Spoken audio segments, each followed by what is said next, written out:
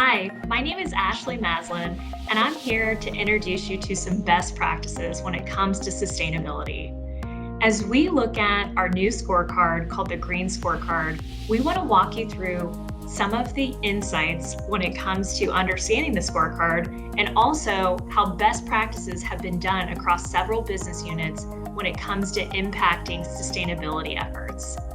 As we look at our Reyes Cares philosophy, we know environment is a big part of it.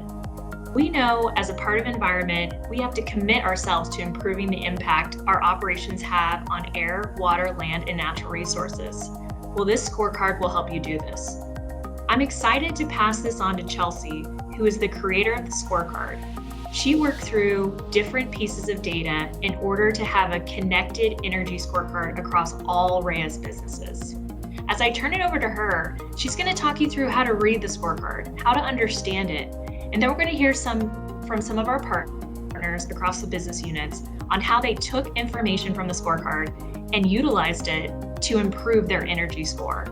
Thank you so much, Chelsea. I'll pass it over to you. My name is Chelsea Lamar, and I am the Energy and Sustainability Manager at Reyes Holdings. This means that I am managing energy efficiency, renewable energy, and other types of sustainability projects, as well as working on the overall energy and sustainability strategy across the different business units. The Green Scorecard was really created with the purpose of being able to provide different decision makers with the ability to make smarter decisions related to their energy usage, their water usage, and other sustainability metrics. And these decision makers, they could be folks on site who are actually managing the warehouse day to day. They could be our leadership team who are able to look year over year and see where the trends are at, see where the high and low performers are at, and be able to, assign capital or look at operational improvements, look at all sorts of different projects in order to improve the overall energy, water, and other sustainability metrics at a certain facility or across the entire business unit. So the scorecard has a few different data points. So there's the energy usage. The energy usage is on a kW per square footage basis. So we're trying to level set each of the facilities in a way, and you're able to see where your facility falls within the business unit in terms of this metric on a square footage basis. There's also the water usage that's included. And then the other metrics are different assessments that our facility team conducts. The low and no cost survey, again, that's targeting sort of operational improvements that the site might do. The energy and sustainability assessment, that's more on the capital side, whether or not they have VFDs on their condenser and evaporator fans, whether or not they have LED lighting, that type of thing. And then the asset management assessment is looking at their total overall maintenance best practices and how they're maintaining their assets. And then the recommendations, those are all recommendations that I drafted based on the data that I had and the notes that I get from our facilities managers who are visiting the sites and sort of know what's going on and what changes might be helpful to this end of being more sustainable.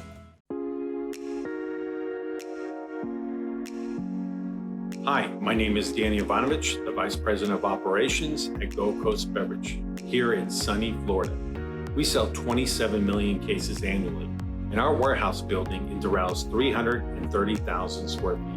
I'm going to share with you today an opportunity we identified with our overall energy use at Go Coast. When we acquired Go Coast Beverages in 2015, an ammonia refrigeration and cooling system was a part of the building's infrastructure. It consisted of 39 pumps and 5 massive piston valve compressors that ran 24 hours a day, 7 days a week.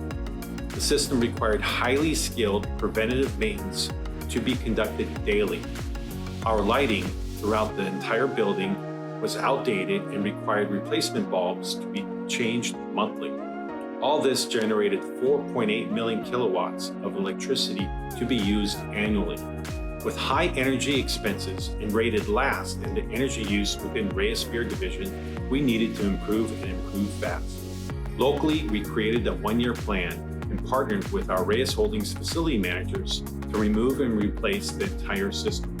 we presented the project and received final approval from finance and Reyes Holdings to proceed. We demoed the ammonia system and recycled 3 tons of PVC piping we pulled from the warehouse. We installed new high-efficient rooftop HVAC units and high-volume ceiling fans throughout the warehouse. We replaced all lighting in the entire building and parking lot areas with new LED lights. By completing this sustainability project, we increased our lighting levels, which created a brighter warehouse for our employees' comfort. New HVAC provided proper ventilation and temperatures, keeping us compliant and safe in all areas with an overall decrease in our energy use. The results are amazing, and to date, our annual kilowatts used were cut by 58%. Here is an example of a utility bill from Florida Power and Lighting. You can see the difference in savings for just 1 month alone. As a result, we are seeing a return on investment and improving the overall comfort and safety of our employees.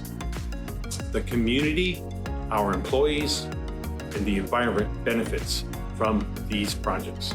I would ask all business units to take a closer look at your expenses and put together your sustainability project.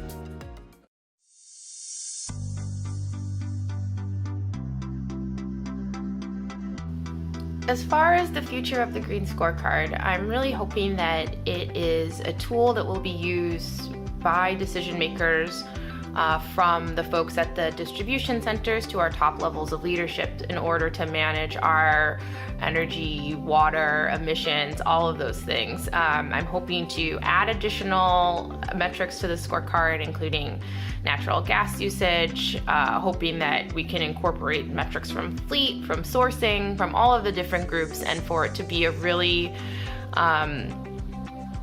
overall look at how we're doing related to sustainability at Reyes Holdings. I think that you cannot improve what you don't measure, and really getting data into the hands of folks that can use it will create opportunities for big improvements across our different business units. Additionally, I'm hoping that it can create more of a culture around sustainability across the business units. I think having the scorecard at the forefront of the different dashboards that we're looking at day to day around the different business metrics will hopefully influence folks to really take a look at how they're using energy and what improvements can be made, what projects should be prioritized, all of those types of things. Thank you for watching our video segment on the Green Scorecard and the sharing of a best practice. We look forward to sharing more best practices with the organization. Remember, at Reyes, we need you to help with our goal to become world-class in energy management and sustainability.